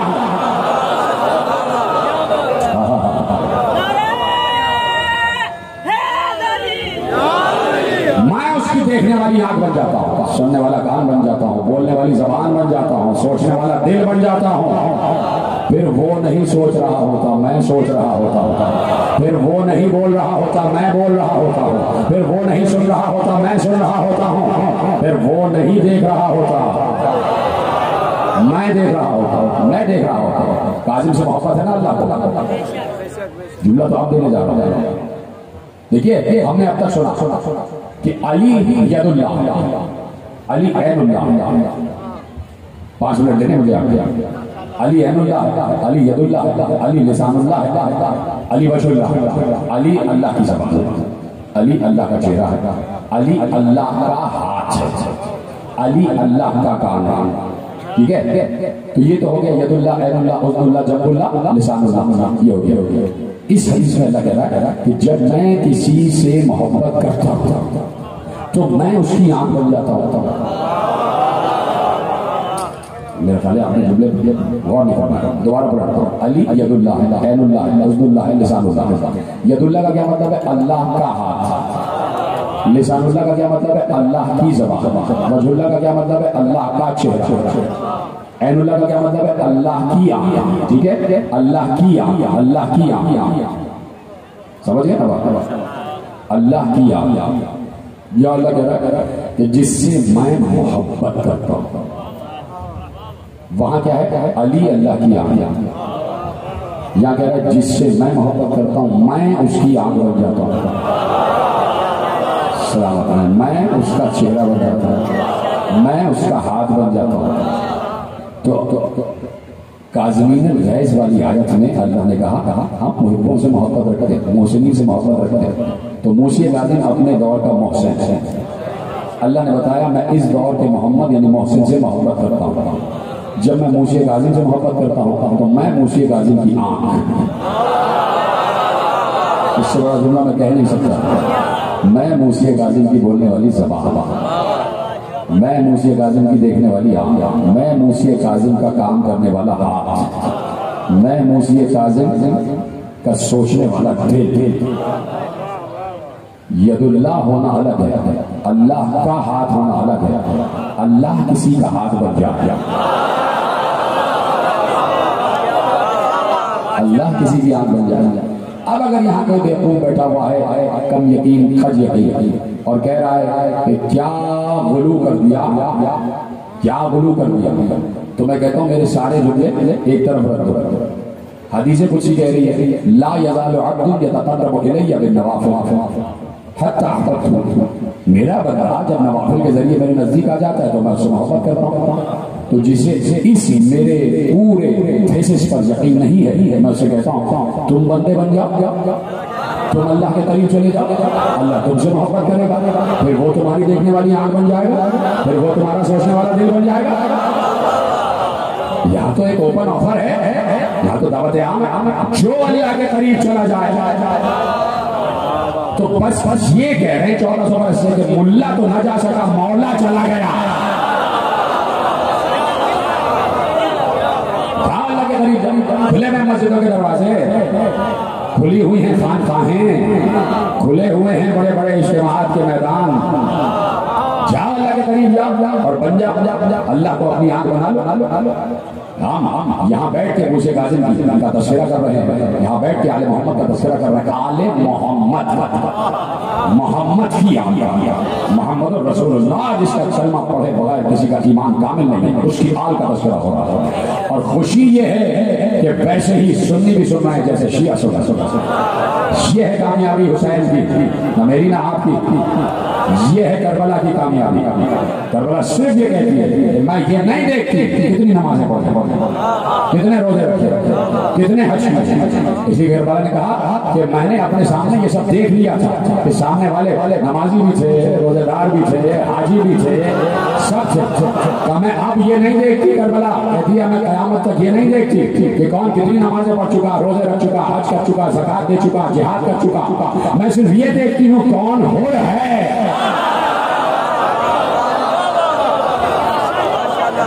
کربلا صرف یہ دیکھیے کون ہو.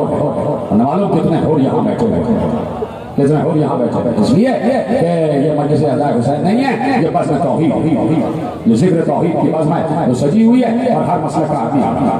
اور خدا کا شکر ہے کہ ہزاروں کی تعداد میں انسان بیٹھے ہوئے ہیں، مومنین بیٹھے ہوئے ہیں. ختم ہو گئی بات. میرے عزیزو، علی و مرتضیٰ کہ جو جانتا تھا جسے اللہ نے رسول والا علم عطا کیا، تو صرف یہ بڑا علی ہی نہیں، چھوٹا علی بھی جانتا، چھوٹا علی بھی جانتا.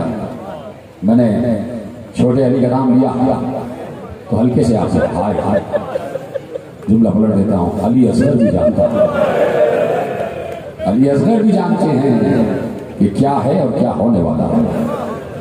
اجرکم اللہ، اجرکم اللہ۔ یہ تو دن ہی ایسے ہیں کہ وقت ادھر ادھر تو ہو ہی جاتا ہے۔ کربلا کے بعد سے بہت سے لوگوں کے وقت بدلے ہیں، جو اچھے سمجھے جاتے تھے وہ قیامت تک قابل لعنت ہیں۔ یہ ہے کربلا کا معجزہ۔ تو ہمیں بھی کوئی وقت کی پرواہ رہی نہیں، کربلا کا کربلا۔ علی اصغر 18 دن کے جب چلے ہیں، مدینے سے چلے ہیں تو 18 دن، اور میں عرض کر چکا پہلی تقریر میں کہ صغرا کو 18 دن علی اصغر سے اتنی محبت ہوگا جتنی 18 برس میں علی اکبر سے ہوگا۔ دونوں بھائی، بچی کی جان جاتی ہے بھیا علی اصغر پر، اور صبح روز گہوارے کے قریب آ کے بیٹھ جاتی ہے، ایسے ہاتھ کرتی ہیں، بچہ گھومکنے لگتا ہے، اپنی پیٹھ اوپر کرنے لگتا ہے۔ بچے کا تو یہ انداز ہے، ایک دم اوپر پیٹھ کرتا ہے کہ مجھے اٹھاؤ مجھے اٹھاؤ، ہاتھ کو ایسے ایسے پاؤں کو ایسے ایسے مارنے لگتا ہے۔ 18 دن کا بچہ دیکھا ہے کہ جب کوئی اس کے سامنے کھڑا ہوتا ہے تو بچہ چاہتا ہے مجھے اٹھاؤ، تو اپنے ہاتھ پاؤں جلدی جلدی مارتا اور پیٹھ کو ایسے ایسے اوپر کرتا، تو فوراً صغرا اٹھا لیتی تھی۔ جیسے ہی صغرا اٹھاتی کلکاریاں مار کے علی اصغر ہنستے تھے، خوش ہو جاتے تھے کہ بہن کی گود میں آ گیا۔ بہن سینے سے لگا لیتا ہے، دالان میں ٹہلاتی ہیں، بھیا کو پیار کرتی ہیں، باتیں کرتی ہیں علی اصغر سے۔ علی اصغر صغرا کی ہر بات پر ہنس دیتے تھے، مسکرا دیتے تھے، گویا علی اصغر کو ہنسنا صغرا نے سکھایا ہے۔ میں جملہ کہہ دیا، علی اصغر کو مسکرانا صغرا نے سکھایا ہے۔ جیسے علی اکبر اس دنیا میں آئے تھے تو بی بی شریعت الحسین سلام اللہ علیہ نے ایک بار حجرے مادر علی اکبر میں آئے، امام حسین تشریف فرماتے ہیں، تو فوراً کہا کہ بھیا جب بھائی کے گھر میں اولاد ہوتی ہے تو بہن کا حق ہوتا ہے کہ وہ نیک لے لے، بھیا مجھے نیک دے دو۔ حسین خوش تھے، کہ بہن جو مانگے دے دیں گے، آج ہم خوش ہیں، آج شبیر رسول ہماری گود میں آئے ہیں، ہمارے گھر میں آئے ہیں، کہ بھیا کچھ اور نہیں مانگتی، بس نیک یہ ہے کہ علی اکبر ہی کو مجھے دے دو۔ اور اس کے بعد بی بی نے علی اکبر کی پرورش کی ہے، اور روایت کیا لکھتی ہے کہ اذان دینا بھی بی بی ہی نے سکھایا ہے، رسول کے لہجے میں، علی کے لہجے میں بی بی نے اذان دینا سکھایا ہے۔ توجہ فرمایا، یعنی شہزادی نے علی اکبر کو گود میں لیا تو مصلحت اور حکمت قدرت یہ تھی کہ کربلا کا آغاز ہوگا اذان علی اکبر سے، تو اذان سکھانے کی ذمہ داری شریعت الحسین کو ملی، اور کربلا کا انجام یعنی آخری شہادت ہے علی اصغر کی، تو علی اصغر کو اس کا ہتھیار استعمال کرنے کی ذمہ داری صغرا جیتے رہے سلامت رہے کہ صغرا نے اصغر کو ہنسنا سکھا دیا، مسکرانا سکھا دیا، تبسم علی اصغر صغرا کی دے، صغرا کی تربیت ہے۔ 18 دن کے بعد قافلہ چلا، سامان جانے لگا، بیویاں ایک کر کے آئیں، صغرا کو خدا حافظ کہہ رہی تھی۔ بہت دیر ہو گئی، جب بیویاں باہر نہیں آئیں تو حسین حسین علی نے کہا دیر کیوں ہو رہی ہے، ہمیں مغرب سے پہلے مدینہ چھوڑنا ہوگا، بیویاں کہاں ہیں، جلدی کیوں نہیں آ رہی، ناقے لگے ہوئے ہیں دروازے پر۔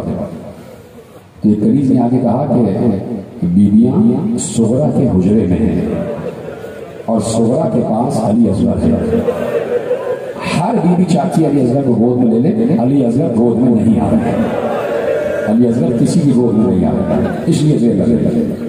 حسین حجرے میں آ گئے، حسین نے خود یہ منظر اپنی آنکھوں سے دیکھا کہ ہر بیوی کہتی ہے، اور صغرا یہ کہتی ہے کہ ایسے نہیں، علی اصغر خود چلے جائیں تو لے لینا، علی اصغر کسی گود میں نہیں جاتے۔ حسین آگے بڑھے، لا اصغر کو ہماری گود میں دے دو، کہ بابا جیسے سب سے کہہ رہی ہیں ویسے آپ سے بھی کہہ رہی ہیں، ایسے چھینک کے نہ لیجیے گا، علی اصغر خود آپ کی گود میں چلے جائیں تو لے لیجیے گا۔ بیٹی کو تنہا کو چھوڑ کر جا رہے تھے نا، پتہ ہے علی اصغر اس وقت کیوں گود میں آئے ہیں، اس وقت جب سب جا رہے ہیں، پتہ ہے جس وقت بی بی ام رباب سلام اللہ علیہ کی گود میں تھے نا علی اصغر، اور بی بی جا رہی تھی، دروازے پر جا رہی تھی، تو بس شہرا بالکل قریب آ گئی، اما رباب کے بالکل قریب آ گئے. علی اصغر کو مخاطب کر کے کہا بھیا علی اصغر سب تو مجھے چھوڑ کے جا رہے ہیں، کیا تم بھی مجھے چھوڑ کے چلے جاؤ گے؟ تو ہمت کر علی اصغر شہرا کی گود میں آ گیا. اور اس کے بعد ہر بیوی نے چاہا کہ اصغر کو گود میں لے لیں. اصغر آ نہیں رہے تھے، بار بار منہ پھیر لیتے تھے، شہرا کے سینے سے لگ جاتے تھے. حسین نے کہا ہونے دو کہ بابا چھین کے نہ لیجیے گا، آپ ہی علی اصغر آ جائے تو لے لیجیے گا. اب چونکہ بیٹی کو چھوڑ رہے تھے نا، چھوڑ رہے تھے تو اتنا تو کیا کہ چلو شہرا جو کہہ رہی ہیں وہ تو میں کر دوں. آگے بڑھے، آؤ علی اصغر آ جاؤ، ہاتھوں کو پھیلایا. علی اصغر ایسے بابا کو دیکھتے اور پھر مسکرا کر بہن کے سینے سے لپٹ جاتے، پھر ایسے دیکھتے دیکھتے پھر مسکرا کر لپٹ جاتے. بار بار حسین کہہ رہے تھے آجا آجا علی اصغر آجا آجا. علی اصغر بہن کی آغوش نہیں چھوڑ رہے تھے. ایک بار حجت خدا حسین ابن علی مرتضی وقت حسین ابن علی آگے بڑھے. اصغر کے کان میں اتنا آہستہ جملہ کہا کہ وہ جملہ صغرا بھی نہ سن سکے. جیسے ہی علی اصغر نے وہ جملہ سنا، بے اختیار صرف ایک نگاہ صغرا کو دیکھا اور ہاتھ بابا کی طرح بڑھا دیا. ننے سے بچے نے ہاتھ بابا کی طرح بڑھائے. حسین نے اصغر کو گود میں لیا، حسین نے رباب کی گود میں اصغر کو دیا. قافلہ جانے لگا. کہا شہرا خدا حافظ. اس لیے بی بی ام البنین کو چھوڑا. دیکھیے بی بی ام البنین کبھی نہ رکتی، کبھی نہ رکتی. مادر عباس کبھی نہ رکتی زینب کو چھوڑ کر، لیکن حکم امام تھا کہ شہرا بیمار ہے، اما آپ کو رکنا پڑے گا.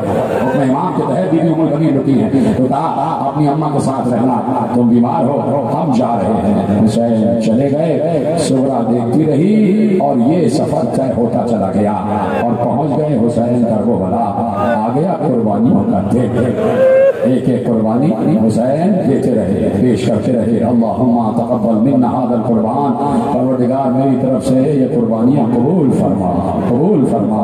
شب عاشور آ گئی، جملہ سن لیجیے گا. اور ہائے تو آپ کہہ رہے ہیں، آپ تو یقیناً بیوی کے منظور نظر ہے. یقین فرمائیں دائیں بائیں آگے پیچھے جتنے بیٹھے جیسے آپ گریا کرتے ہیں، میرا دل کہتا ہے کہ شہزادی جنت البقیع والی اپنا دوپٹہ اٹھا اٹھا کے تمہیں دعا دیتی ہے، اپنے بابا رسول اللہ سے تمہاری سفارش کرتی ہوں جیسے تم رو رہے ہو.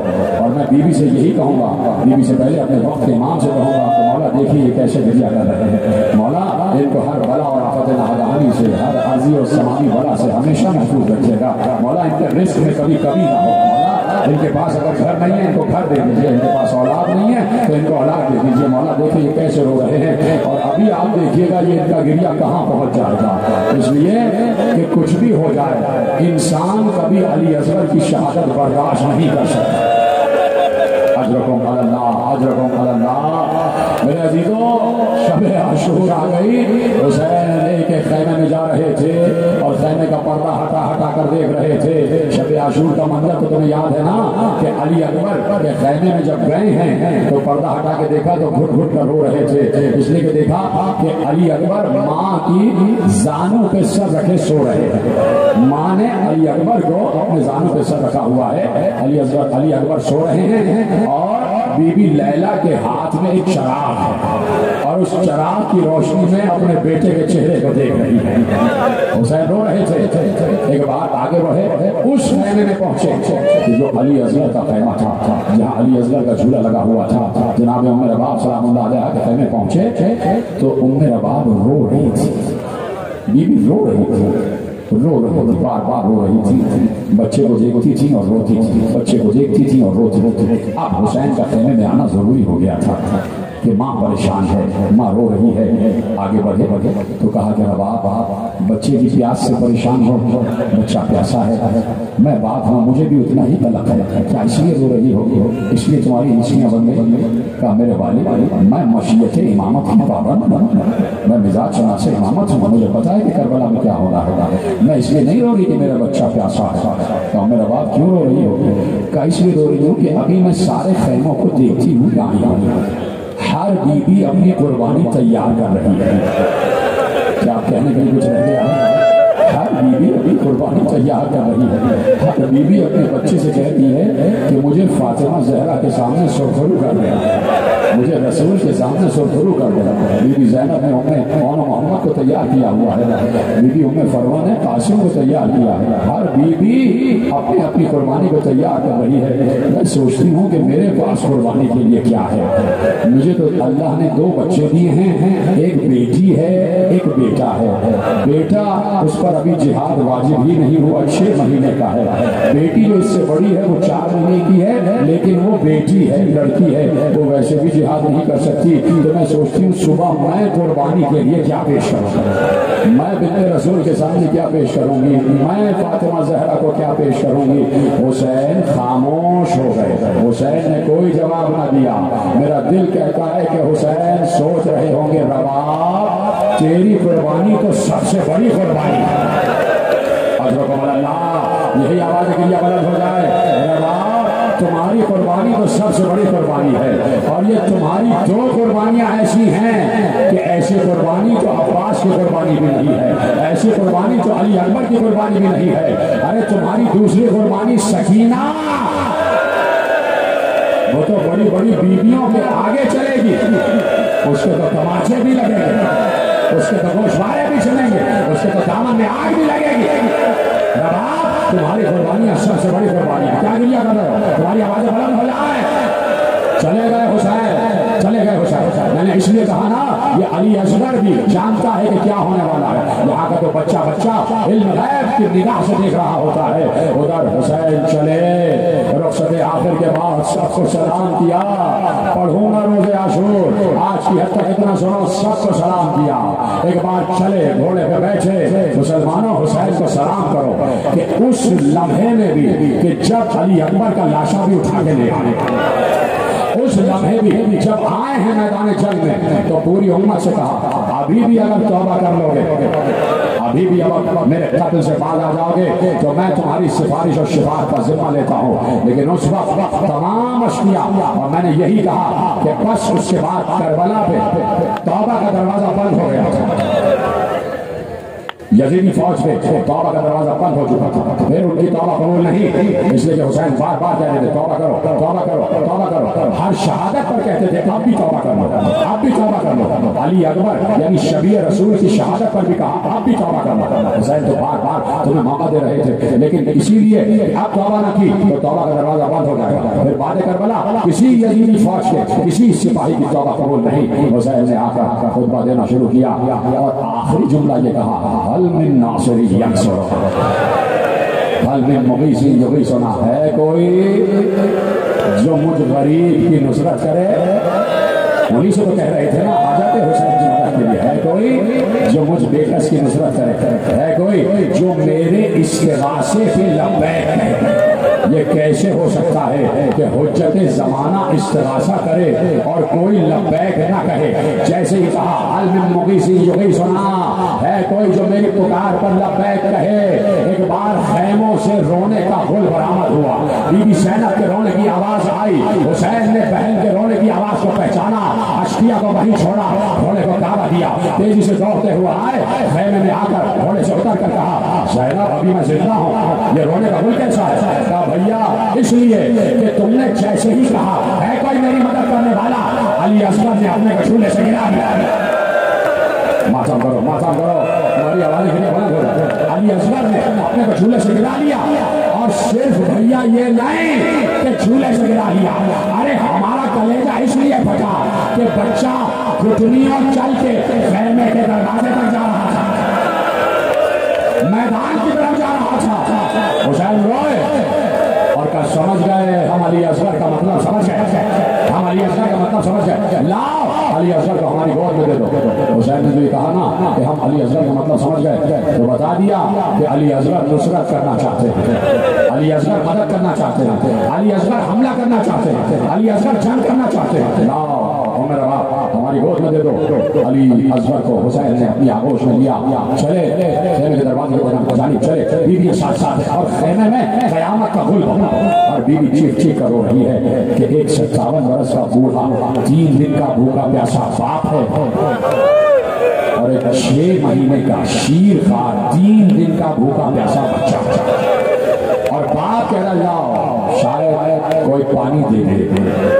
علی اصغر پیاسا ہے، شاید کسی کو اصغر پر رحم آ جائے۔ حسین چلے تو رباب نے دامن پکڑ لیا، رک جائے، کہا کہ طرف رہی ہو، اصغر کو نہیں بھیجنا چاہتی، تمہیں ڈر لگ رہا ہے کہ کہیں اصغر شہید نہ ہو جائے؟ نہیں والی ایسی بات نہیں، آپ رکیے۔ علی اصغر کو دی میری گود، علی اصغر کو گود میں لیا، خیمے کے اندر گئی، حجرے میں گئی۔ اب جو واپس آئی تو حسین نے دیکھا ننھا سا امامہ باندھا، علی اصغر ایک چھوٹا سا پٹکا باندھ دیا۔ بچے دیکھیں نا تم نے کبھی 6 مہینے کے بچے، ذرا تصور کرو، اور آپ حضرات کی ذرا گردن جھکانے کا فضائل نہیں پڑھ رہا، مسائل پڑھ، آپ کسی بھی مسلک سے ہوں، آپ انسان ہیں، ذرا رونے والی شکل کی بنائیے سارے، اتنے آگے بیٹھے تاکہ مجھے پتہ چلے کہ سب بچے کے مسائل پر ہو رہے ہیں۔ اب مسائل یقیناً بالکل آخری منزل میں داخل ہو گئے، آپ کی آوازیں میری بلند ہو جائے۔ ننھا سا امامہ باندھ دیا ماں نے، چھوٹا سا پٹکا ایسے کر کے باندھ دیا، اور پھر اوپر ایک سفید اجلی چادر اٹھا قوالی، اس لیے کہ کہیں بچے کو دھوپ نہ لگ جائے، باہر بڑی گرمی ہے، سورج آگ برسا رہا ہے، کہیں میرا پھول مرجھا نہ جائے، کہیں پھول مرجھا نہ جائے۔ حسین رباب کا خیال کر رہے تھے اور رباب حسین کا خیال کر رہے تھے۔ حسین نے رباب کو نہیں بتایا کہ علی اصغر کے ساتھ کیا ہونے والا ہے، اور رباب نے یہ نہیں بتایا کہ مجھے پتا ہے کہ علی اصغر کے ساتھ کیا ہونے والا ہے۔ تو رباب نے امامہ، پٹکا اور چادر پہنائی ہی اس لیے تھی کہ پٹکا اس لیے پہنایا کہ میں نے اسے سپاہی بنا دیا ہے، اور سفید چادر رباب نے اس لیے اڑائی کہ کسی کو کفن نہیں ملا، شاید یہی چادر میرے بچے کا کفن بن جائے۔ لے جائیے میرے والد۔ حسین چلے، علی اصغر کو گود میں لے کے چلے۔ بس مسلمانوں جہاں جہاں میری آواز پہنچ رہی ہے، جو دیکھ رہا ہے، بس یہی وہ موقع ہے کہ جو کربلا کو فتح یاب کرتا ہے، جو آج تک کسی انسان سے برداشت نہ ہو سکا، چاہے وہ کسی بھی مذہب و مسلک سے تعلق رکھتا ہو۔ حسین آئے، سامنے اشقیاء کھڑے ہوئے تھے، حسین کے ہاتھوں میں علی اصغر تھے، علی اصغر کے جسم پر سفید کپڑا پڑا ہوا تھا۔ فوجی اشقیاء کے سپاہیوں کو جب گرفتار کر کے لائے تو ایک سپاہی سے پوچھا تھا، جب علی اصغر کے شہادت کی باری آ گئی تو سب سے پوچھا کیا کیا؟ کہا جب علی اصغر کو گود میں حسین لے کے آئے رکھ کر ہم سے پناہ طلب کریں گے، میں کہوں گا وہ قرآن ہی تو تھا، وہ قرآن ہی تو تھا۔ ایک بار حسین آگے بڑھے، علی اصغر کے چہرے سے چادر ہٹائی، کہا یہ میرا 6 مہینے کا بچہ ہے، اس کی ماں بھی پیاسی ہے، یہ بھی پیاسا ہے، اس کو نہ دودھ ملا ہے نہ پانی ملا ہے، ارے چند قطرے دے دو گے تو کیا پانی میں کمی آ جائے گی؟ بہت دیر ہو گئی، جب وہاں سے کوئی جواب نہ آیا تو سنو گے حسین نے کیا کیا؟ ابھی تم سے اور مجھ سے یہ گرمی برداشت نہیں ہو رہی کہ شامیانے کے نیچے بیٹھے ہوئے ہو، قسم کھاؤ برداشت نہیں ہو رہی، تم پنکھے جل رہے ہو، خدا کی قسم اس وقت کربلا میں 64 ڈگری تھا ٹمپریچر، درجہ حرارت 64 سے اوپر تھا، اور بچے پر صرف ایک چادر پڑی ہوئی تھی، اور حسین نے وہ چادر بھی ہٹا دی تھی، سورج براہ راست گرمی برسا رہا تھا، اور حسین نے کہا اگر تمہیں یقین نہیں ہے، تم یہ سمجھتے ہو کہ بچے کے بہانے سے میں پانی پی لوں گا، تو لو سننا تمنا، سینے پہ ہاتھ مار کے سننا، لو بچے کو میں زمین پر لٹا دیتا، ماتا ایسے مجھے ہاتھوں سے دکھائی دینا چاہیے، یہ سینہ سر پیٹتے میرا جواب، خدا تمہارے ہاتھوں کو کسی کا محتاج نہ کرے، لا میں بچے کو زمین پر لٹاتا ہوں، تپتی ہوئی ریت پر رباب کا پھول، تپتی ہوئی ریت پر رباب کا پھول، بچہ ایڈیا لگانے لگا، بچہ ایڈیا لگانے لگا، حسین نے فوراً علی اصغر کو گود میں اٹھا لیا۔ بہت دنوں بعد کسی نے زین العابدین سے پوچھا کہ تھوڑی دیر بچے کو زمین پر ہی رہنے دیتے، فوراً کیوں اٹھا لیا؟ روتے ہوئے کہا حسین جانتے تھے اصغر فخر اسماعیل ہے، کہیں ایسا نہ ہو ایڈیا بگڑے تو زمزم نکلا اور امتحان یہی رک جائے۔ حسین نے اٹھا لیا، اٹھائے تو ایک بار اب ایسا علی اصغر ہے، علی اصغر کو ایسے اٹھو، اور علی اصغر کا منہ فوج اشقیاء کی طرف کیا، اور ایک بار بچے کو دیکھ کر کہا اصغر تم حجت خدا کے پوتے ہو، تم حجت خدا کے بیٹے ہو، تم خود ان کو بتاؤ کہ تم کتنے پیاسے ہو، تم خود ان کو بتاؤ۔ کتنے پیار سے تم حجت کا تمام کرو. سن لینا صاحبان اولاد, سن لینا. ابھی خدا سلامت رکھے میری ماں بہنوں کی گودیوں کو. ابھی جن کی گودیوں میں بچے 6 مہینے کے ہیں, میری ماں ذرا سا ان کے چہرے کو دیکھا, اور جن کے باپ یہاں بیٹھے ہیں خدا تمہارا سایہ تمہارے بچوں کو سلامت رکھے. اپنے بچے کی چہرے کے تصور کرو, اس کے قد کا تصور کرو, اس کے ننے ننے ہاتھ پاؤں کا تصور کرو.